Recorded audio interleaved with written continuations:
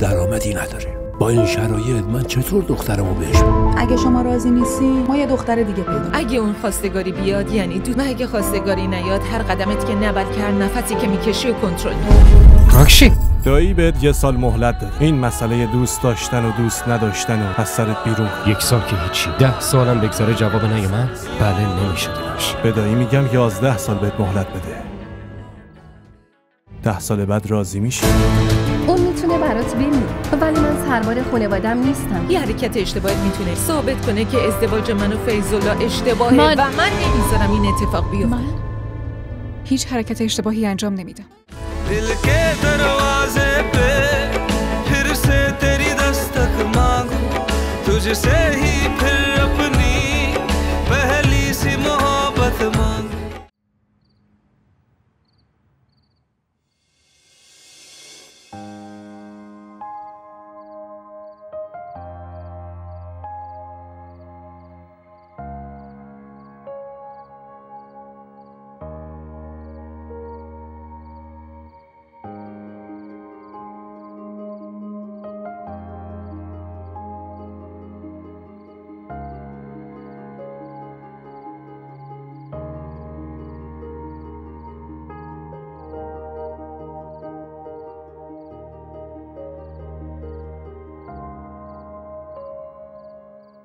با دوستت حرف زدی؟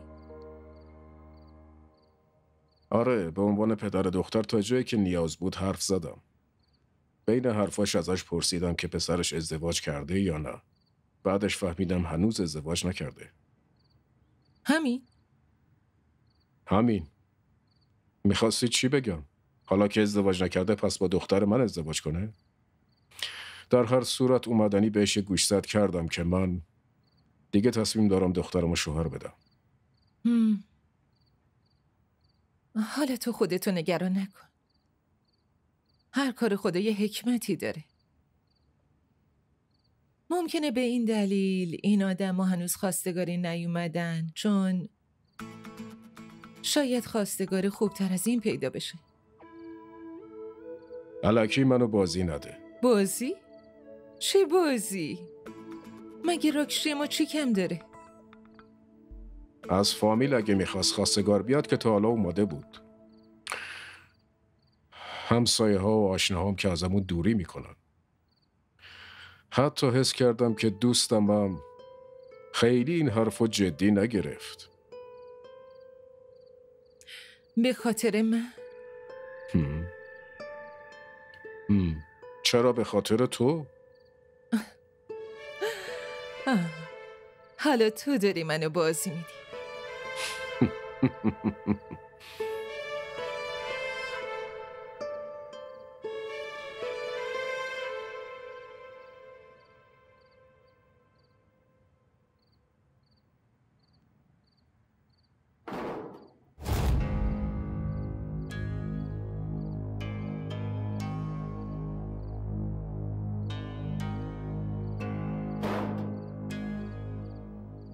دایی بهت 1 سال مهلت داده.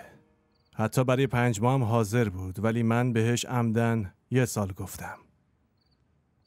اصلا پسرم فقط دایی به خاطر خودت. تا تو این مدت 1 سال عقلت سر جاش بیاد و این مسئله دوست داشتن و دوست نداشتن و از سرت بیرون کنی.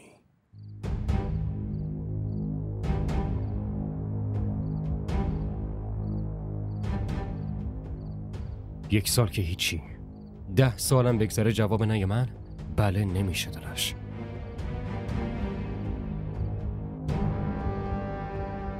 خب درسته. به دایی میگم 11 سال بهت مهلت بده. 10 سال بعد راضی میشی؟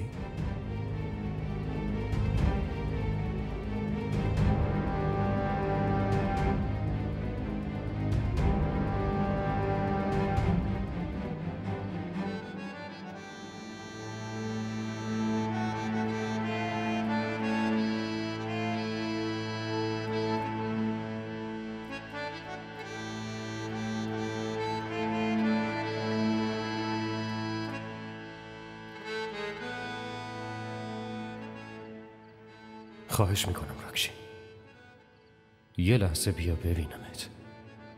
چشمان در حسرت اینه که تو رو ببینم. من به خاطر تو با همه خانواده دعوا رو انداختم و بهشون رک گفتم که با بشرا ازدواج نمی کنم. همه از من عصبانی‌ان. توی این شرایط فقط دیدن تویی که میتونه بهم آرامش بده. فقط صدای تویی که میتونه بهم جون تازه بده. فقط یه بار راکشی، حتی اگر که برای 2 دقیقه باشه. فقط یه بار راکشی، یک بار بیا ببینمت.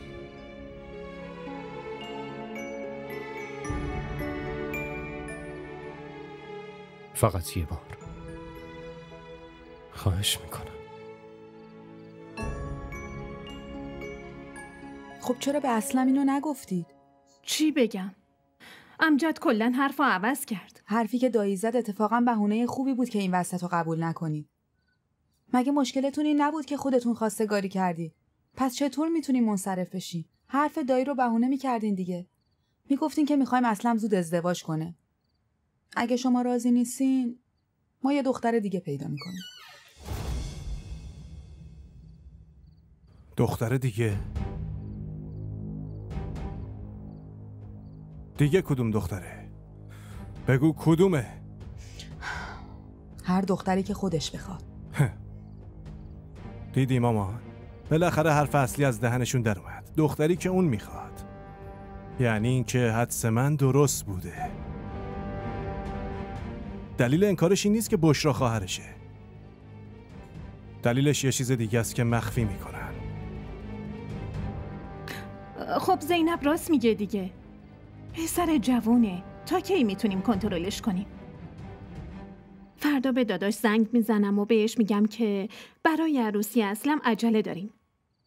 اگه شما یه دوماد مستقل میخواین یکی دیگر رو پیدا کنید. نه خیر، باشون حرف نمیزنید. هر کی جای دایی بود اونم همین حرفو میزد. زینب، برای اون کاری که اینجا اومده بودی اون انجام شد. هر جوری که بود، چه خوب چه بد، دیگه انجام شد. اگه تو بخوای فردا تاکسی میگیرم، برو خونه خودت. میفهمی چی میگی؟ داری به خواهرت میگی که خونه شوهرش برگرده؟ اشکالی نداره مامان. خواهر ازدواج کرده باشه یا نه، برای برادراش بیرون کردن اون از خونه و زندگیش خیلی راحته. این دفعه هم که داداش امجد داره با احترام کامل منو خونه شوهرم برمیگردونه.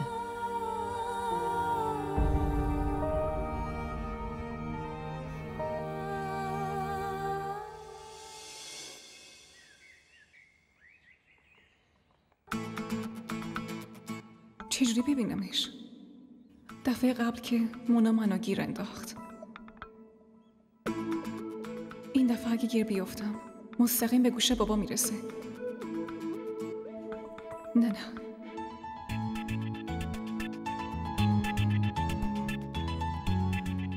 تو چرا نمیفهمی؟ نمیتونم ببینمت. امروز کالج میرم، اونم با بابام. اگه میخوای ببینیم از دور میتونی ببینی، ولی خواهشاً از دور، چون بابام با همه.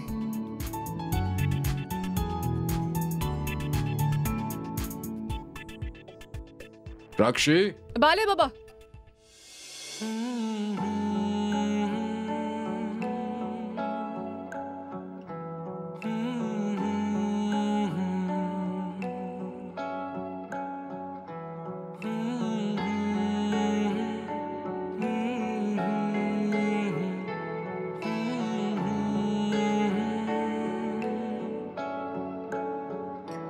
तेरे संग गुजरे मेरे जो लम्हे तुमसे वो मांगूं मैं तलबगार हूँ तुमसे थोड़ी मोहलत मांगूं तू वही मैं वही है मगर बेबसी जिंदगी को गवारा अब कैसे करे दिल के दरवाजे पे फिर से तेरी दस्तक मांगू तुझसे ही फिर अपनी पहली सी मोहब्बत मांगू वो चाहत जो हम में थी फिर से वही चाहत मांगू तुझसे ही फिर अपनी पहली सी मोहब्बत मांगू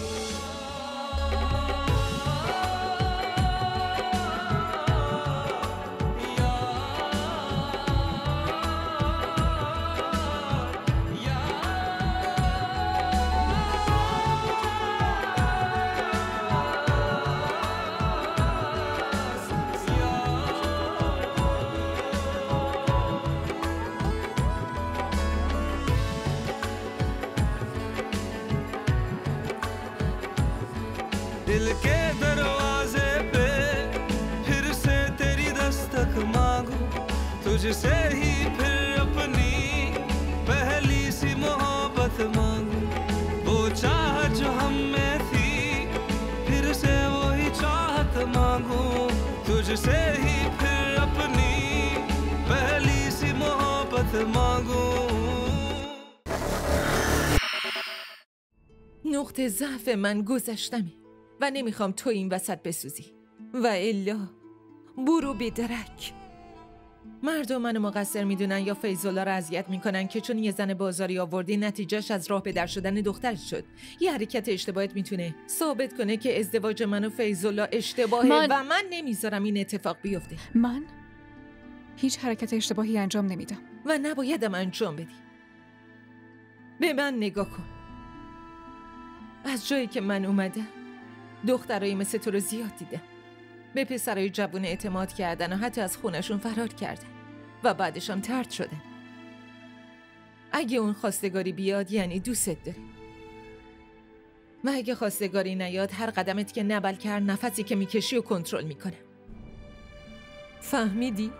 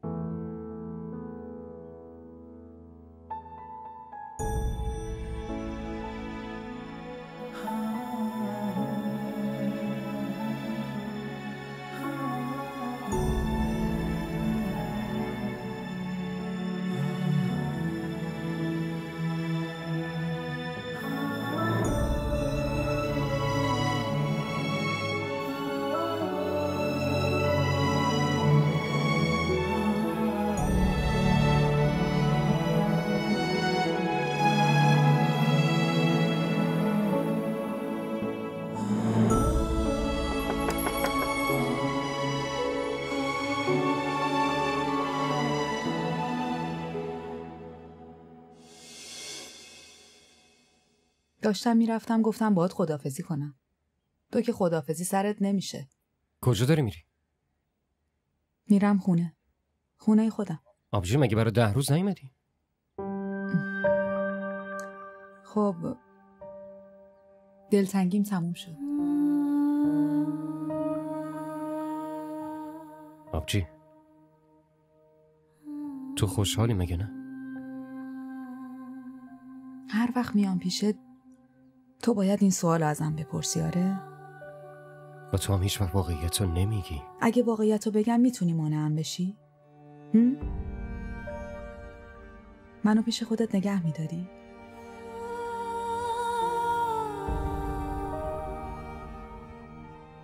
نگهت میدارم. من خوشحالم. خیلی خوشحالم.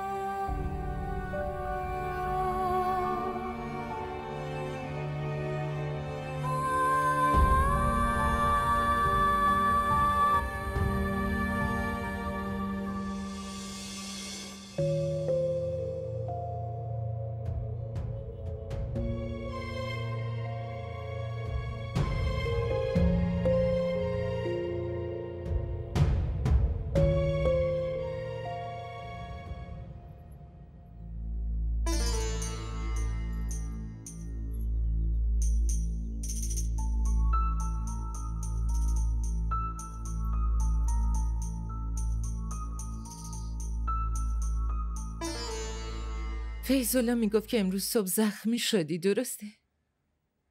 آره، خوردم زمین. چطور؟ یعنی چی چطور؟ حواسم نبود، افتادم دیگه.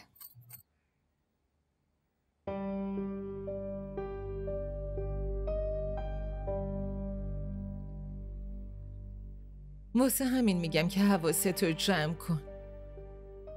عاقل باش. ببین این زخما ممکنه سطحی به نظر برسن، ولی گاهی عمیقاً خون ریزی میکنه. واسه چی این فلسفه هاتون واسه من تعریف میکنید؟ جمله های عجیب غریب و مطلق های غیر مستقیم. مطلق؟ اونم غیر مستقیم؟ من که واضح گفتم به اون پسر بگو بیاد خواستگاری. کدوم پسر؟ چه خواستگاری؟ کلاً توهم زدی یا؟ یه تیری تو هوا میپرونی شاید به یه نشونی بخوره. هیچ فرصتی هم از دست نمیدین که منو پیش بابام ذلیل و تحقیرم کنید. نقطه ضعف من گذشتمه و نمیخوام تو این وسط بسوزی. و الا برو به درک. مردم منو مقصر میدونن یا فیض‌الله رو اذیت میکنن که چون یه زن بازاری آوردی نتیجهش از راه به در شدن دخترش شد. یه حرکت اشتباهت میتونه ثابت کنه که ازدواج من و فیض‌الله اشتباهه و من نمیذارم این اتفاق بیفته. من هیچ حرکت اشتباهی انجام نمیدم و نبایدم انجام بدی. به من نگاه کن. از جایی که من اومدم دخترایی مثل تو رو زیاد دیدم. به پسرای جوون اعتماد کردن و حتی از خونشون فرار کردن و بعدش هم طرد شدن. اگه اون خواستگاری بیاد یعنی دوست داره، و اگه خواستگاری نیاد هر قدمت که نبل کرد نفسی که میکشی و کنترل میکنه. فهمیدی؟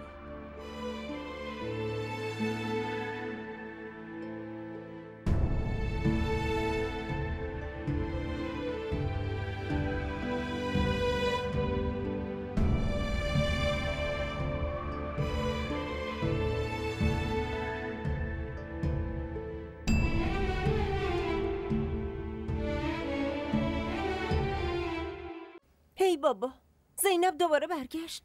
من که مخصوصا اومده بودم اونو ببینم. دفعه بعدی که اومد حتما بهت خبر میدم. هی نه سلامی نه علیکی. سلام علیکم. علیک سلام. یه چیزی بگم انجام میدی؟ داداشمی نه؟ نه. پس کیه من میشی؟ بگو دیگه، جلوی خاله خجالت میکشی بگی؟ کیه من میشی؟ مامان میشم این داره چی میگه دیگه؟ ساکت شو نگین. هرچی از دهنه در میاد همینجوری میگی. اصلا دیگه بچه نیستا. خاله، انگار همین دیروز بود که من عروسی کردم و اومدم تو این محل. این بچه همش داد و فریاد میکرد و میگفت این عروس منه، مگه فراموش کردی؟ مامان واسه همین نمیخواستم بهش سلام بدم. هر وقت منو میبینه یا یاد بچگی میفته یا یه چیزی میخواد. اشرت این شربتت چی شد؟ خاله، زحمت نکشید. فقط اومده بودم زینبو ببینم، ولی وقتی اینو دیدم یه کاری یادم اومد. راست شوهرم یه تلویزیون جدید خریده، تلویزیون آخرین مدل. نمیتونم تنظیمش کنم. بیا و تنظیمش کن لطفاً.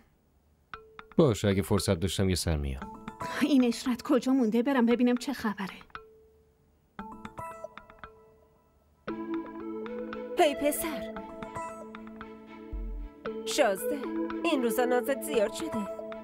یه جوری رفتار میکنی انگار منو نمیشناسی. انگار از یکی دیگه خوشت اومده. بگو.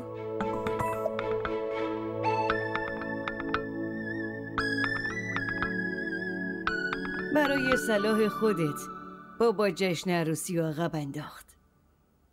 تا وقتی مرد یاد نگیره مسئولیت خونه رو به عهده بگیره، نباید اونو درگیر زن و بچه کرد. اگه از همون اول همه چی راحت گیرش بیاد، اون وقت به مفخوری عادت میکنه. آره. اگه کار کنه آدم با مسئولیتی میشه. اون نوه خودمه. اول باید مسئولیت پذیر بشه، بعد درگیر زن و بچه بشه. آره میدونم. وقتی میدونی پس چرا اخمات توی همه؟ یا میخوای به پدر و مادرت نشون بدی که از تصمیمشون راضی نیستی و میخوای هر چه زودتر شوهر کنی؟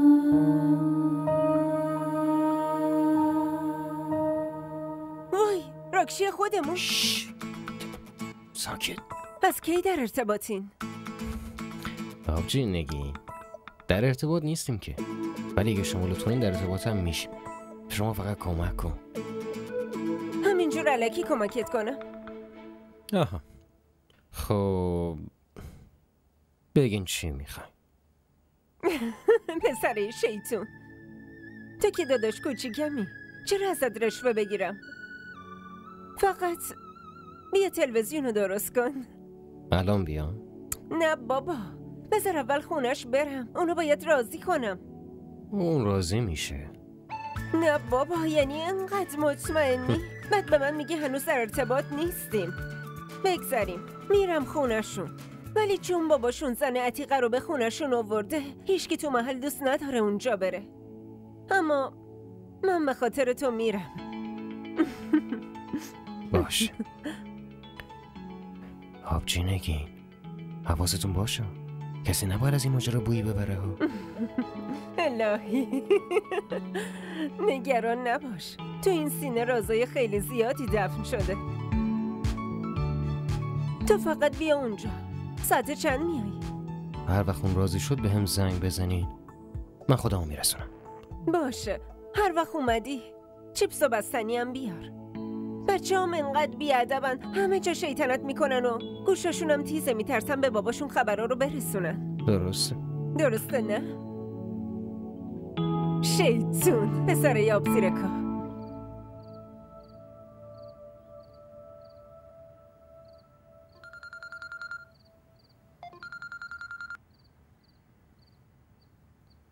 چی شده؟ از خوشحالی گوشی تو جواب نمیدی. حتما خودت خوشحالی.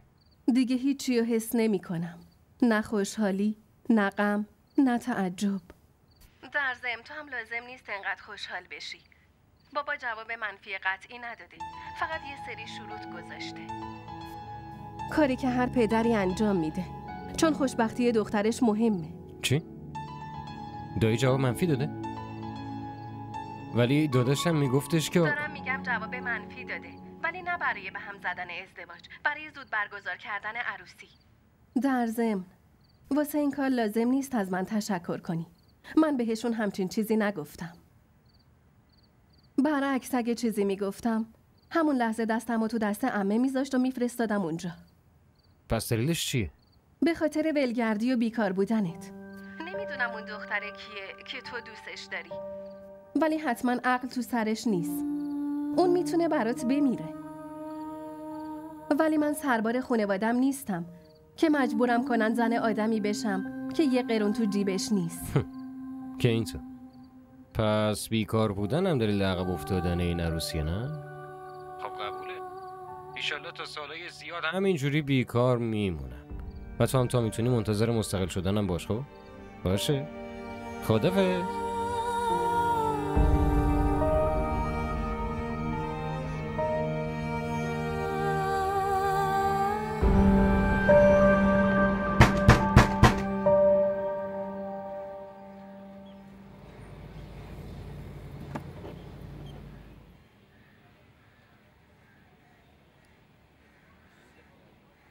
بله بفرمی. سلام. ببخشید نشناختمتون. ولی من تو رو کاملا شناختم توی همون نگاه اول. ما همسایه عمو فیس هستیم. اسمم نگین است، ولی همه از محبت نگین صدام میزنن. خب راستش من اومدم راکشی رو ببینم. با راکشی چی کار دارید؟ باید کار داشته باشم. میخوام ببینمش، بشینم، حرف بزنم و درد و دل کنم، همین دیگه. مدت زیادیه که ندیدمش. چطور میتونی با راکشی دوست باشی؟ هم سن و سال هم که نیستی؟ به سن باشه که تو هم همسن مادرش نیستی، ولی به عنوان مادر بالا سرش اومدی مگه نه؟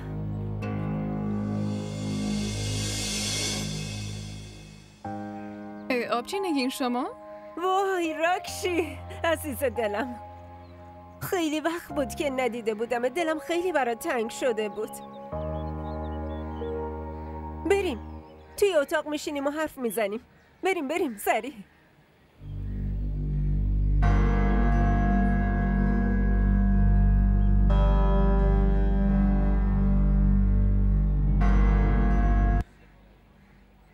وزیر اعظم عمران خان امشب ساعت 7 ملت رو مورد خطاب قرار خواهد داد. با یه خبر تازه اومدم. وزیر اعظم عمران خان امشب ساعت 7 ملت رو مورد خطاب قرار خواهند داد. عبدالقادر نماینده مجلس اینجا با ماست تا درباره از اینجا با یه چمدون بزرگ رفتی که خیلی اونجا بمونی. چی شد؟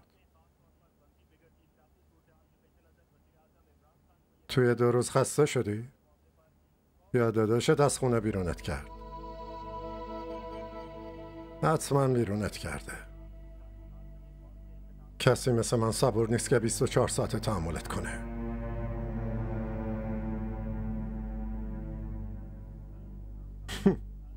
مرده متحرک.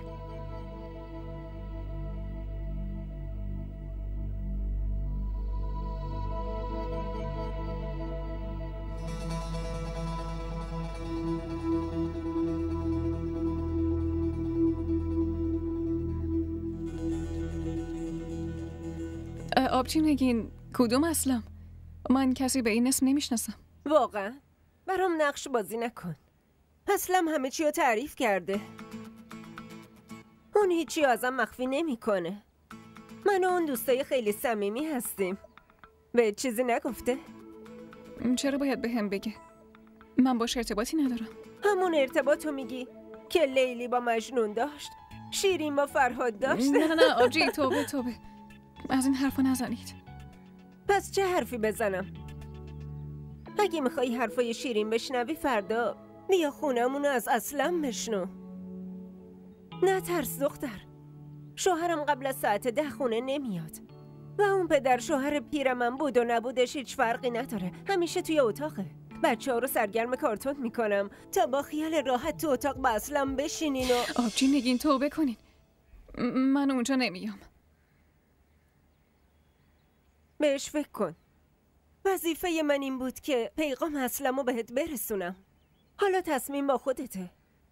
در ضمن هر کی خجالت بکشه فرصتاش از دست میده.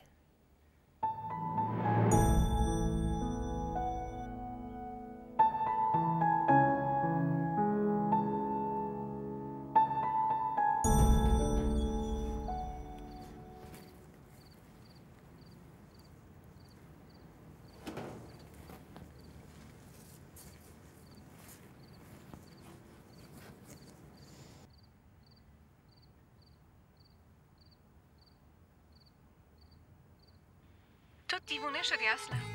میخوای منو تو محل رسوام کنی؟ واسه این وقت قرار نمیذارم که کسی ما رو نبینه. بعد تو میخوای بیای خونه یکی دیگه منو ببینی؟ اصلا چرا راجع به من بهش گفتی؟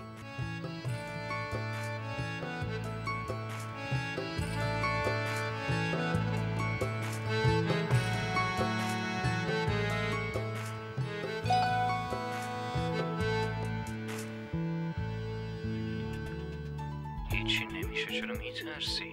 من کنارتم. آخه میترسی بیرون کسی ببینتمون؟ خونه آبجینگی این کسی نمیبینه. اون حواسش از دختر باشه. همونطوری که تو به هم اعتماد داری من به اون اعتماد دارم. هیچکی در این مورد نمیفهمه. لطفاً بیا یه بار بیا دیگه. لطفاً دفعه دیگه اگه خواستی نمیبینی ولی این بار قبول کن. لطفاً بیا دیگه.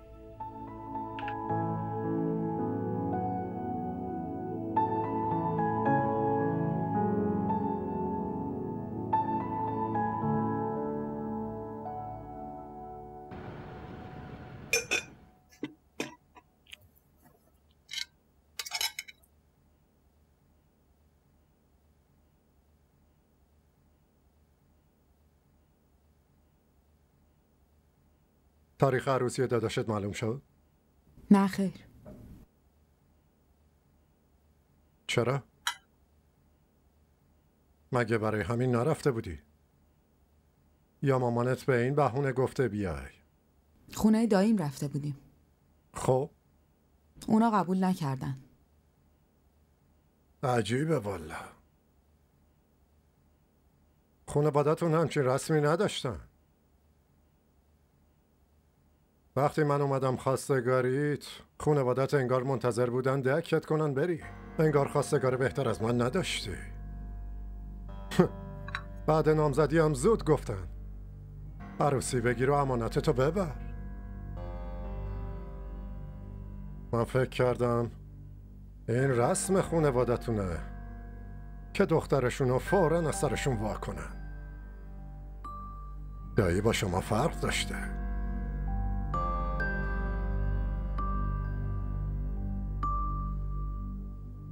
دارم زر میزنم. نمیخوای چیزی بگی؟ میخوام صبونه بخورم. انگار خونه مادرت هیچی نخوردی. نکنه کار و کاسب یه داداشت این روزا خوب پیش نمیره. به خواهرش غذا نداده. حتما دفعه قبل رو جبران کرده.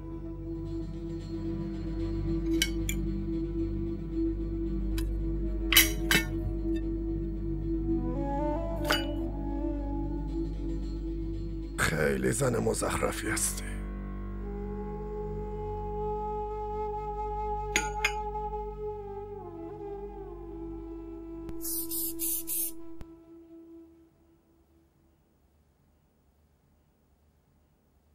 اسلم یه لحظه. من خونه عمه اینا میبری لطفاً؟ الان؟ آره. نه الان نمیتونم ببرمت. باید برم یه جایی کار دارم. چرا؟ یه لحظه مگه چی کار داری؟ کجا میری؟ خب زن داداش، میرم خونه آبجینگی تلویزیونشو نصب کنم. اونا تلویزیون آخرین مدل خریدن، باید تنظیم بشه و فقط من میتونم تنظیمش بکنم. یه لحظه. یعنی این همین به خودت رسیدی که خونه آبجینگیم بری؟ نه به خودم نرسیدم. خب فقط راست قرار خونه ندیمم برم. لحظه ای کاش صبر کنی به خاطر من. اصلا به درد همین اهل محلت میخوری ولی زن داداشت نه. به خاطر من. الان من چطوری برم؟ این پسر چرا اینجوریه؟ این ویدیو رو لایک کنید، کانالمون رو سابسکرایب کنید تا از سریال های جدیدمون هم آگاه باشید.